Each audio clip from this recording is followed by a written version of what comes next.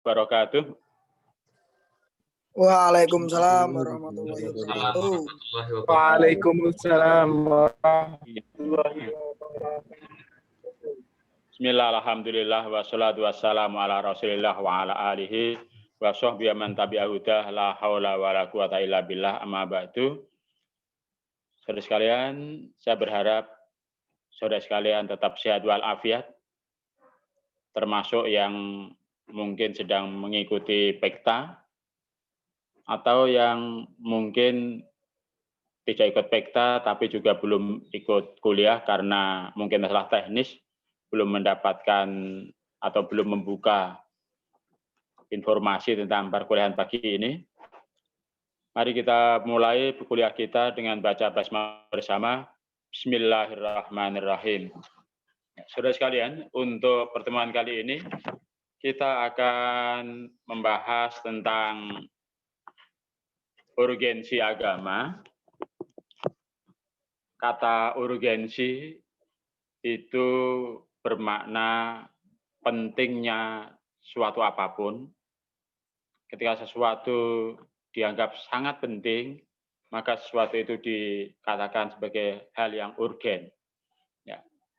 Agama bagi umat manusia itu menjadi bagian dari kebutuhan.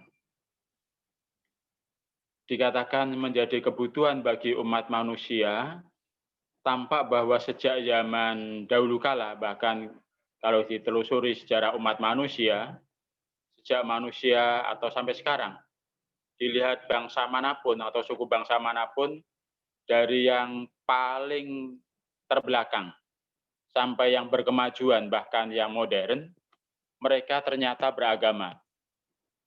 Meskipun ada beberapa yang tidak beragama, yaitu ateisme. Tapi mayoritas umat manusia di dunia ini beragama, memeluk agama. Itu bukti bahwa agama menjadi kebutuhan bagi mereka. Dan menurut saya sendiri, ketika umat manusia hidup di zaman modern, yang seharusnya kehidupannya itu lebih banyak dimudahkan karena kemajuan ilmu pengetahuan dan teknologi, tetapi secara nyata kehidupan umat manusia itu menjadi lebih kompleks, lebih rumit. Karena itu kita lihat ada banyak kasus manusia modern itu antara adalah terkena tekanan psikologis, bahkan beberapa menjadi stres. Nah, tetapi bagi umat beragama, apapun kerumitan hidup, apapun kompleksitas hidup, itu akan terasa aman dan tetap saja bisa dilalui dengan baik kalau yang bersangkutan itu imannya dikokohkan dan tentu saja taat beragama. Mengapa demikian? Karena ketika umat manusia itu beragama dan keimanannya kokoh, maka dia akan punya sandaran yang kuat ketika menghadapi apapun yang dia rasa berat. Dia menghadapi apapun dalam kehidupannya, tidak sekedar mengandalkan potensi diri. Potensi diri diolah, ditingkatkan, ya. Dimaksimalkan usahanya, ya. Tapi selain itu semua, umat beragama merasa ada kekuatan yang super, yang sangat kuat, yang maha kuasa, yaitu Tuhan, bagi umat Islam Allah Subhanahu wa Ta'ala, yang bisa dijadikan sandaran lewat doanya, lewat munajatnya, lewat doa-doa istighosahnya. Karena itu, sekali lagi, agama punya urgensi yang sangat penting bagi umat manusia dan meningkat urgensinya dalam masa modern ini. Secara detail, urgensi agama itu akan tampak pada fungsi agama itu bagi umat manusia yang menjadi pemeluknya. Apa itu? Ya. Satu, bahwa agama itu menjadi sumber moral. Istilah moral banyak dihubungkan dengan norma sikap. Bagaimana manusia bersikap itu acuannya moral. Dan moral itu banyak didapat oleh umat manusia lewat pemikiran rasional dengan mendayagunakan akalnya. Tetapi di sini bagi umat Islam, moralitas itu selain didapat dari akal, dari pemikiran, tapi lebih penting lagi bagi umat manusia itu ada akhlak yang kadang juga dipersamakan dengan moral, yang nilai-nilainya didasarkan pada ajaran agama. Ada dari Al-Quran, ada dari hadis Nabi Muhammad Sallallahu Alaihi Wasallam. Saya contohkan satu saja tentang moral atau akhlak. Moral yang baik, yang perlu ada pada setiap manusia. Dalam Islam, bagian dari akhlak Islam adalah jujur. Andai kata orang belum mendapatkan ajaran agama, saya yakin dengan kecerdasan akalnya semua orang itu akan paham bahwa jujur dalam bertutur kata, jujur dalam menulis, jujur dalam berkomunikasi itu sangat penting. Karena tidak mungkin orang bisa berkomunikasi dengan baik ketika ada ketidakjujuran. Ketika orang bertutur kata dengan pihak lain dan ternyata ada kebohongan, tentu saja akan berantakan. Bahkan hubungan itu akan rusak. Mungkin juga tidak hanya sekedar rusak, tapi akan bisa menjadi sumber pertengkaran di antara mereka. Jujur penting, bahkan bagi mereka yang mendapat amanat pengelolaan organisasi, apalagi organisasi yang disebut negara, baik di tingkat tertinggi, umpama tingkat nasional atau tingkat wilayah dan seterusnya, pengelolaan amanat itu sangat penting disertai dengan kejujuran. Ketika ada oknum yang akhirnya terlibat dalam korupsi umpama, itu adalah karena ketidakadanya kejujuran. Kalau ada proyek yang standarnya 100 ternyata dilakukan dengan standar di bawah 100, maka akan membahayakan proyek itu. Contoh kasus, proyek yang tidak lama diresmikan ternyata roboh hanya dalam beberapa bulan. Itu patut diduga ada ketidakjujuran dalam pelaksanaan pembuatannya. Ya. Agama menjadi sumber moral. Kalau dalam Islam ada pengajaran dari Rasulullah Muhammad SAW, beliau menyatakan dalam hadisnya, "Man kana yu'minu billahi wal yaumil akhir falyaqul khairan aw liyasmut." Wahai orang yang beriman kepada Allah dan pada hari akhir, silakan kamu ngomong, silakan kamu bicara, bertutur kata, termasuk juga kalau sekarang menggunakan media sosial, lewat tulisan atau ucapan langsung rekaman, Mama. Tapi syaratnya, katakan yang baik. Baik antara lain ya memenuhi kriteria kejujuran, kebenaran. Apabila tidak bisa bertutur kata yang baik, ya nggak usah bertutur kata, lebih baik diam. Nah, kalau dalam Al-Quran dinyatakan di sana ada beberapa ucapan, kriteria ucapan yang digunakan Al-Quran. Orang bertutur kata itu standar pertama adalah kaulan sadidan, bertutur kata itu hendaknya memenuhi kriteria kaulan, ucapan, tapi sadidan yang benar. Jadi kebenaran menjadi standar pertama. Kemudian ungkapan yang kedua berkaitan dengan norma bertutur kata, Al-Quran menjelaskan ada kaulang karima. Silakan bertutur kata, silakan menulis, silakan berucap. Tetapi ucapan itu, tutur kata itu hendaknya mulia. Mulia untuk diri yang mengucapkan, memuliakan juga mereka yang diajak bicara. Artinya Islam tidak menghendaki adanya ucapan-ucapan yang merendahkan, menistakan, atau ucapan-ucapan yang jorok dalam komunikasi. Ya. Dan lebih khusus lagi kalau dicek Al-Quran, ayat kaulang karimah itu dihubungkan ketika umat manusia mau berkomunikasi dengan orang tua. Komunikasi dengan bapak, dengan ibu silakan, selain memilih atau berpegangan pada norma yang benar, pilih pula ungkapan kata, nada penyampaikan yang memenuhi kriteria kariman, memuliakan. Ya.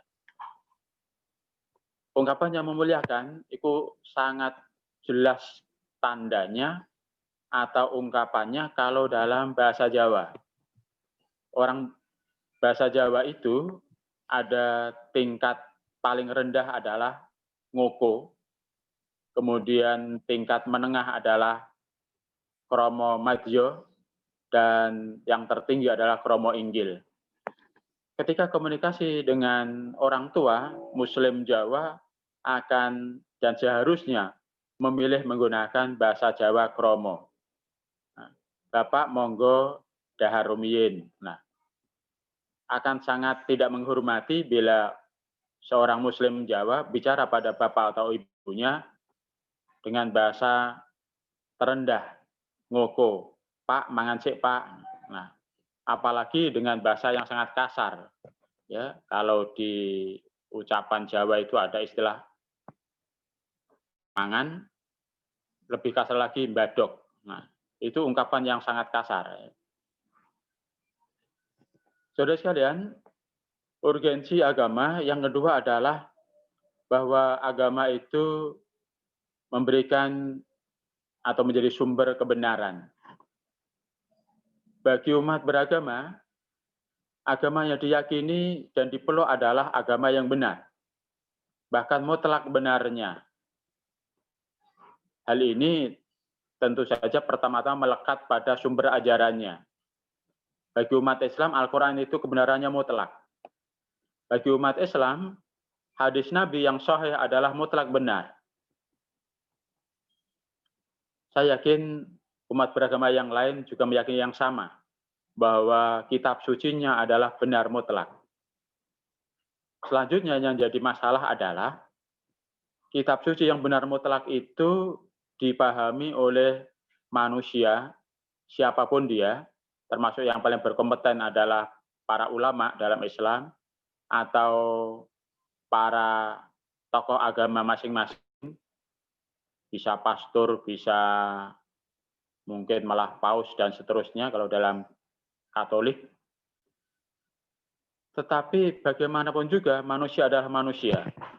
Meskipun ulama untuk memahami Al-Quran, memahami hadis, itu dibimbing oleh metodologi yang disebut usul fikih, tetapi secara nyata kita menemukan bahwa pemahaman mereka, para tokoh agama, terhadap kitab suci mereka itu akan menghasilkan perbedaan dalam penafsiran, dalam pemahaman.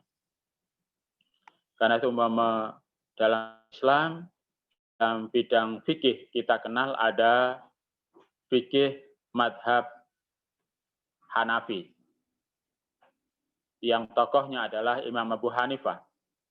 Ada fikih Maliki, yang tokohnya adalah Imam Malik. Ya. Kemudian ada fikih Syafi'i yang tokohnya ada Muhammad bin Idris bin Syafi'. Ya. Kemudian ada fikih Hanbali yang tokohnya adalah Ahmad bin Hambal. Kalau ditarik ke contoh permasalahan, Mama. Bagi Imam Syafi'i, gadis yang masih perawan, masih anak-anak maupun dewasa, itu di bawah wilayah ijbar bapaknya.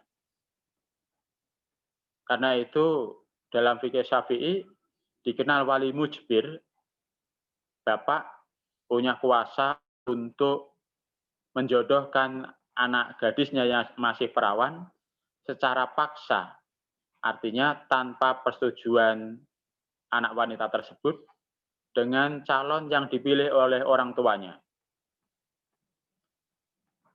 Sementara ulama lain menolak adanya wali mujbir itu. Nah, bahkan kalau dalam fikih Hanafi, seorang wanita yang tumbuh dewasa, sehat dan cerdas akalnya, kalau dalam bahasa Arabnya itu balighah rasyidah, dan dewasa menurut Imam Abu Hanifah adalah umur 21 tahun, dan dia berkecerdasan normal, apalagi sampai meraih gelar sarjana S1 atau S2 magister, apalagi doktor. Menurut Imam Abu Hanifah, gadis yang demikian itu tidak perlu wali dalam nikah. Mengapa? Karena menurut beliau, menurut Imam Abu Hanifah, wanita yang dewasa dan rasyidah berkecerdasan tinggi itu cakap untuk menikahkan dirinya sendiri dengan catatan calonnya adalah Muslim dan setara dengan yang bersangkutan. Setara ini ukurannya banyak, antara lain kesalihan beragama, kemudian masalah nasab, pekerjaan, dan beberapa hal yang dipertimbangkan secara sosial. Tetapi bukan berarti sama sekali Imam Abu Hanifah tidak menghargai adanya wali atau peran orang tua dalam menikahkan gadisnya. Tapi menurut beliau, Imam Abu Hanifah, peran wali dalam menikahkan anak gadisnya itu adalah sebagai syarat kamal. Artinya akan lebih sempurna ketika wanita yang dewasa, cerdas itu tetap mewakilkan kepada orang tuanya, kepada bapaknya, atau kakeknya, atau pamannya, atau kakak lelakinya, untuk mengakad nikahkan, mewakili yang bersangkutan. Dan saya sendiri memahami bahwa dalam akad nikah, pihak adalah calon suami dan calon istri. Karena merekalah yang selanjutnya dengan akad nikah itu akan menerima hak dan kewajiban. Itu sekedar contoh tentang adanya perbedaan ketika memahami sumber ajaran agama. Jadi saya contoh dalam Islam. Dalam Kristen meskipun ada Injil, tapi kita juga mengenal adanya sekian pecahan dari Kristen. Ada Katolik, ada Protestan, dan masih ada yang lain. Nah, itu aja juga tidak sama persis. Andai kata sama persis, nggak perlu adanya perpisahan. Tidak perlu ada yang berbeda-beda itu. Ya. Saudara sekalian, kemudian yang berikutnya fungsi agama adalah sebagai informasi metafisika. Artinya agama itu memberikan informasi tentang hal-hal yang gaib. Bahkan Tuhan dalam Islam, dalam beberapa agama yang lain juga menyampaikan bahwa Tuhan itu gaib. Artinya tidak mungkin dicapai oleh indera manusia, tetapi dicapai dengan hati, dengan keimanan. Informasi tentang Tuhan, tentang malaikat, tentang alam akhirat, dan seterusnya itu diberikan oleh agama. Dan termasuk yang penting adalah agama mengajarkan cara bagaimana manusia pemeluk agama itu berkomunikasi dengan Tuhannya yang gaib itu. Bagaimana berdoa, bagaimana bermunajat kepada Allah Subhanahu wa taala diajarkan di sana dalam agama. Dalam Islam umpama ada sekian banyak doa yang diajarkan Nabi sesuai dengan kebutuhan dan konteks yang dialami oleh pemeluk agama Islam. Ya. Ketika akan makan, ada doa di sana. Artinya ketika makan itu umat Islam menghubungkan dirinya pada Yang Maha Kuasa. Dan memang banyak dari umat manusia, bisa termasuk di antaranya kita, makan kadang-kadang hanya melihat secara mudah ada makanan dimakan dan sama sekali tidak berdoa. Padahal ketika orang makan itu yang secara lahir dia bisa lakukan adalah mengambil makanan, memasukkan ke dalam mulut, dan selanjutnya dia tidak bisa buat apa-apa.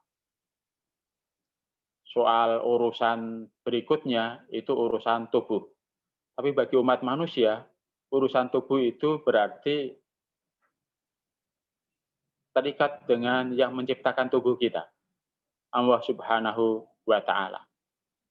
Tubuh diberi sehat atau dikurangi sehatnya itu ada di kuasa Allah Subhanahu wa taala.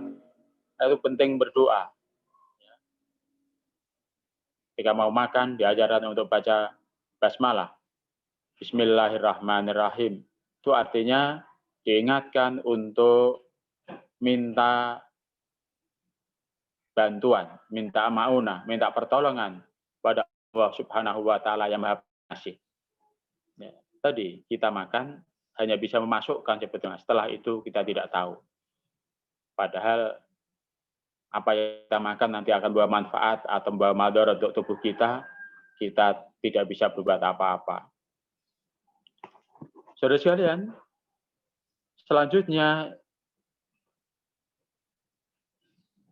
urgensi agama tampak pada fungsi agama sebagai bimbingan manusia. Ya. Sebetulnya manusia memang pada potensi dirinya itu ada banyak hal yang membimbing kehidupannya. Bukankah umat manusia itu dibimbing oleh nalurinya? Siapapun yang hidup, bahkan hewan pun ada bimbingan oleh naluri yang bersangkutan. Ketika lapar, dia akan cari makan. Ketika haus, dia akan cari minuman. Ketika terancam keselamatannya, dia akan membela diri. Meskipun dengan cara melarikan diri, atau mungkin malah melawan ancaman itu. Semua dalam perhitungan yang bersangkutan. Bagaimana yang bisa menjaga keamanan dirinya sendiri. Itu naluri. Tapi umat manusia ada bimbingan lebih dari sekedar naluri adalah kecerdasan akalnya. Itu juga menjadi bimbingan bagi yang bersangkutan. Kalau dalam bahasa Islam ya hidayah yang didapat manusia, hidayah paling rendah adalah naluri yang bersangkutan. Hidayah di atasnya ada hidayah kecerdasan akalnya, yang biasanya orang tambah pinter, yang ditandai dengan tingkat pendidikannya, dia akan lebih terbimbing dalam hidupnya, lebih baik dalam hidupnya. Dan di atas kecerdasan akalnya, ada bimbingan yang lain, hidayah yang lain dimaksud adalah agama yang didasarkan pada wahyu dari Allah Subhanahu wa taala. Itulah urgensi agama. Agama memberikan bimbingan bagi umat manusia. Berkaitan dengan bimbingan ini, penting kiranya semua pemeluk agama, saya lebih mengkhususkan lagi umat Islam, pertama-tama baca kitab suci umat Islam, baca Quran, baca hadis Nabi, pahami, selanjutnya amalkan. Ketika butuh bimbingan seorang ustadz, seorang kiai, atau teman yang kira bisa membimbing, silakan lakukan. Dan itu bagian dari proses untuk mendapatkan bimbingan agama. Di antara yang menjadi faktor penghalang atau penghambat keterbimbingan umat beragama oleh agamanya adalah karena sikap kurang peduli umat yang bersangkutan pada kitab sucinya. Ketika ada umat Islam kurang peduli pada Al-Qur'annya, kurang peduli pada hadis-hadisnya dengan membiarkan tidak dibaca, tidak dipahami, maka akibatnya ya keterbimbingan yang bersangkutan menjadi kurang atau bahkan tidak maksimal. Kalau saudara sekalian sudah mendekati atau paling tidak sudah dewasa, karena secara umum sudah umur 17 tahun kalau menurut hukum perdata sudah dewasa, atau kalau menurut perundang-undangan perlindungan anak dewasa itu umur 18 tahun. Atau kalau bagi yang mau menikah, Undang-Undang nomor 1 tahun 1974 ada revisi akhir tentang umur menikah bagi mempelai laki maupun perempuan ada 19 tahun. Ya. Anda sudah dewasa dan kemungkinan sudah mulai tertarik pada lawan jenis. Pertanyaan saya adalah, sudah bacakah Anda sekalian bimbingan Al-Quran, bimbingan hadis Nabi tentang siapa yang ideal, kriteria ideal untuk menjadi calon pendamping kamu? Calon suami, calon istri ideal menurut Quran dan hadis itu yang seperti apa? Dan bagi muslim-muslimah yang soleh tentu saja penting itu dibaca, dipahami. Ya, saya sampaikan sedikit bimbingan Islam dengan merujuk Al-Quran dan hadis untuk mencari pendamping atau calon yang ideal. Dalam Al-Quran, yang terpenting calon suami atau calon istri itu beriman. Dan tentu saja orang yang beriman dalam Islam adalah ya seorang muslim, seorang muslimah. Tidak dinyatakan beragama tapi beriman, karena iman itu menjadi sub agama yang paling fundamental. Iman siapapun ketika kokoh, kuat, maka kesalehannya akan tinggi. Tapi ketika keimanannya itu rendah, maka ketakwaannya juga sangat tipis. Al-Quran menyatakan dengan bahasa yang tekanan maksimal, wala abdun mu'minun khairun min musyrikin walau a'jabakum. Bagi kamu yang perempuan, Al-Quran menyatakan calon suami meskipun budak sahaya yang beriman itu lebih baik dibanding seorang musyrik, meskipun dia itu membuat kamu terkagum-kagum. Dan bagi kamu yang laki-laki, Al-Quran menyatakan wala amatun mu'minatun khairun min musyrikatin walau a'jabatkum. Budak perempuan yang beriman itu lebih baik dibanding wanita musyrikah meskipun dia membuat kamu terkagum-kagum. Sementara dalam hadis Nabi, di sana dinyatakan tunkahul mar'atu li arba'in. Bagi seorang laki-laki ketika mau memilih calon seorang istri, biasanya memperhatikan banyak hal. Tetapi Nabi membaca 4 hal ini yang biasa diperhatikan.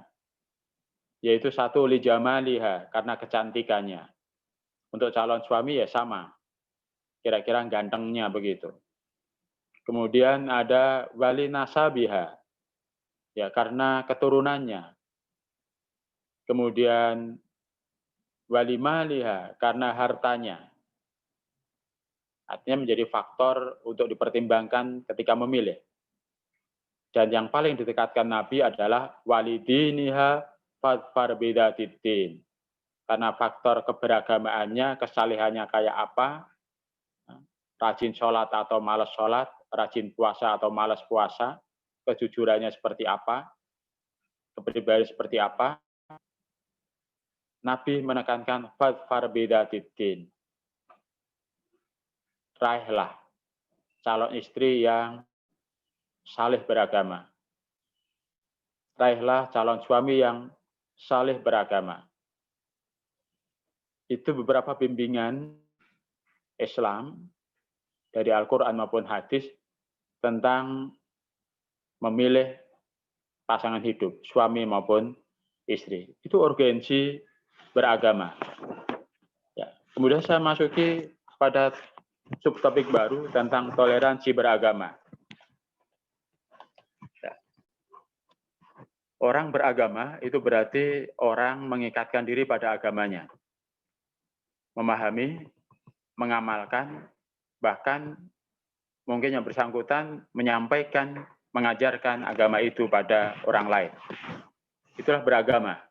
Kalau orang mengaku beragama tapi tidak peduli dengan agamanya, ya dipertanyakan keberagamaan yang bersangkutan. Ya. Apa itu toleransi beragama? Toleransi beragama adalah suasana kehidupan beragama yang penuh keimanan, penuh ketakwaan, penuh kerukunan yang dinamis. Inter umat beragama itu dan antar umat beragama, satu dengan umat yang lain. Itulah toleransi. Toleransi sangatlah penting dan menurut saya di dunia ini ketika ada benturan antara umat beragama satu dengan umat beragama yang lain, itu antara lain karena adanya sikap egois dari pemeluk agama tertentu, atau paling tidak oleh oknum-oknum pemeluk itu. Contoh, merasa lebih superioritas. Atau kalau secara teologis, ya karena ada pihak-pihak dalam umat beragama itu yang pemahamannya eksklusif. Dia memahami kebenaran secara eksklusif bahwa kebenaran itu hanya milik dia, hanya milik kelompok dia, hanya milik agama dia, dan tidak ada kebenaran luar agamanya. Bahkan karena saking eksklusifnya, sampai dia memahami bahwa semua yang di luar itu sesat, semua di luar itu tidak benar, dan karena itu bisa dipaksa untuk mengikuti kebenaran yang dia punya. Dan itu saja akan menghasilkan sikap yang ekstrim. Karena itu saya memahami bahwa toleransi beragama haruslah dimulai pertama dari pandangan teologi yang inklusif. Artinya dia memahami bahwa ajaran agama saya itu mutlak benar, ya silakan. Saya sebagai Muslim meyakini bahwa Quran saya adalah mutlak benar. Hadis-hadis Nabi Muhammad yang sahih adalah mutlak benar. Itu bagi saya sebagai pemeluk umat Islam. Juga bagi siapapun yang memeluk agama Islam harus mengakui bahwa Al-Quran adalah mutlak benar. Harus mengakui bahwa hadis-hadis Nabi yang sahih adalah mutlak benar. Tetapi juga memberikan hak yang sama untuk mengklaim kebenaran mutlak bagi pemeluk agama lain terhadap ajaran agama yang lain itu.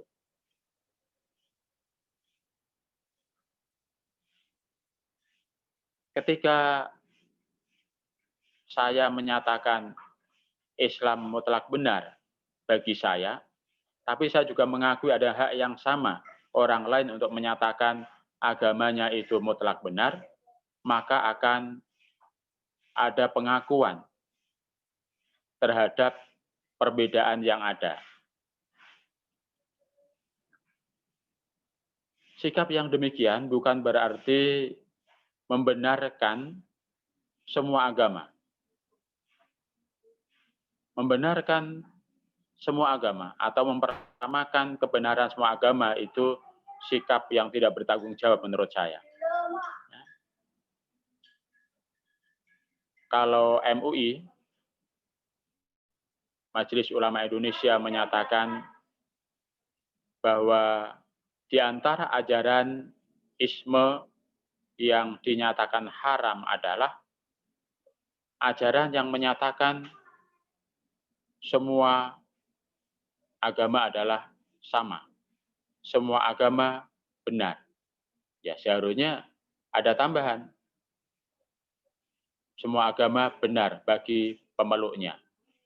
Kalau semua agama sama, selanjutnya orang Kristen masuk Islam, besok masuk Hindu-Buddha, besok masuk Konghucu, dan seterusnya, karena alasannya sama, sehingga bisa berkelana dari satu agama ke agama yang lain.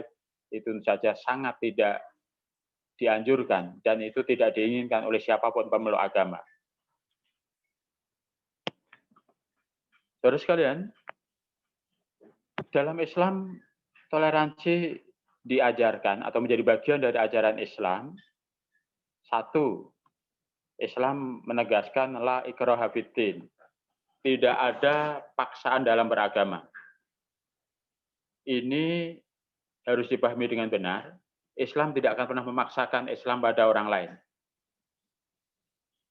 Tetapi juga Islam menolak orang lain memaksakan ajarannya pada siapapun, termasuk pada umat Islam. Tetapi perlu dicatat bahwa ketika seseorang sudah memilih Islam, mengakui Islam sebagai kebenaran dengan menyatakan bersyahadat, maka dia harus berkomitmen untuk menjalankan ajaran Islam. Dan ketika sudah memeluk ajaran Islam, berkomitmen untuk menjalankan ajaran Islam, kalau tidak menjalankan, maka perlu dia dihadapkan pada fungsi amar ma'ruf nahi mungkar. Akan ada pihak lain yang memerintahkan agar tetap konsisten menjalankan ajaran yang benar, ajaran yang baik, perintah-perintah agama, dan pelanggaran-pelanggaran yang dilakukan akan ada teguran, ada punishment, paling tidak secara sosial. Itu hal yang wajar. Mengapa? Ya, karena itu bagian dari komitmen yang seharusnya dijaga oleh yang bersangkutan ketika sudah menyatakan berislam. Dan saya yakin pada pemeluk agama yang lain juga akan berlaku yang sama. Pemeluk agama berarti berkomitmen pada agama yang bersangkutan untuk memahami, untuk menjalankan. Satu prinsip la ikraha fiddin. Dalam sejarah, banyak umat Islam yang menjadi korban pemaksaan. Dulu ketika Uni Soviet berdiri dengan menganeksasi beberapa negara Muslim, pernah masjid banyak ditutup, banyak masjid diubah menjadi kantor, menjadi pasar, menjadi tempat-tempat yang lain, dan umat Islam dilarang untuk menampakkan peribadatannya, menampakkan identitas beragamanya. Tapi karena kekuatan iman yang bersangkutan, maka ketika Uni Soviet bubar dan berdiri beberapa negara Muslim, ada Uzbekistan, ada Tajikistan, dan seterusnya. Ternyata mayoritas penduduk negara tersebut tetap saja Muslim. Itu membuktikan bahwa tekanan yang sangat keras seperti apapun, bahkan sistematis oleh negara, ternyata gagal memaksa orang beragama Muslim ketika itu untuk berubah menjadi yang lain. Mengapa? Karena faktor iman memang itu sangat tersimpan kuat di dalam hati. Andai kata bisa dipaksa untuk tidak melakukan amalan lahir, maka dia akan melakukan secara rahasia. Bahkan andai kata sama sekali tidak bisa melakukan, dia tetap saja berniat untuk melakukan ketika ada kesempatan. Prinsip yang kedua dalam Islam tentang toleransi adalah lakum dinukum waliyadin. Bagi kamu sekalian yang berbeda agama kalian. Tetapi harus diakui, waliyadin, bagiku adalah agamaku. Ini artinya Islam mengajarkan ada pengakuan adanya keberbedaan. Islam mengakui ada Islam, ada Yahudi, ada Nasrani. Tapi tetap menegaskan bahwa yang hak adalah Islam. Begitu juga umat Islam menyatakan yang benar adalah Islam. Di luar itu tidak benar, karena itu tidak akan pindah pada yang lain. Tetapi memberikan hak yang sama umat yang lain untuk menyatakan agamaku yang benar, di luar itu tidak benar. Ketika mengajarkan dua prinsip itu, Islam tetap saja menjalankan ajaran dakwah. Dakwah itu artinya mengajak umat manusia untuk memahami Islam, untuk mendapatkan informasi tentang Islam yang benar, dan selanjutnya terserah yang bersangkutan. Apakah mau memeluk Islam yang sudah dia pahami atau menolak. Bagi umat Islam, setelah menyampaikan dakwah, menyampaikan tabligh, yang ada adalah doa. Diserahkan kepada Allah, dimohonkan kepada Allah agar yang bersangkutan mendapatkan hidayahnya. Tapi sama sekali tidak akan pernah memaksa mereka untuk masuk Islam. Dalam sejarah umat Islam bisa dilihat bagaimana ketika Nabi menaklukkan atau membuka kota Makkah, tidak pernah memaksa mereka untuk masuk Islam. Ketika para sahabat menaklukkan atau membuka beberapa wilayah yang luas, termasuk menaklukkan Persia, tidak pernah memaksa orang-orang Persia untuk masuk Islam. Demikian juga penaklukan yang lain. Itu bukti sejarah bahwa umat Islam menjaga toleransi umat beragama. Khusus di Indonesia,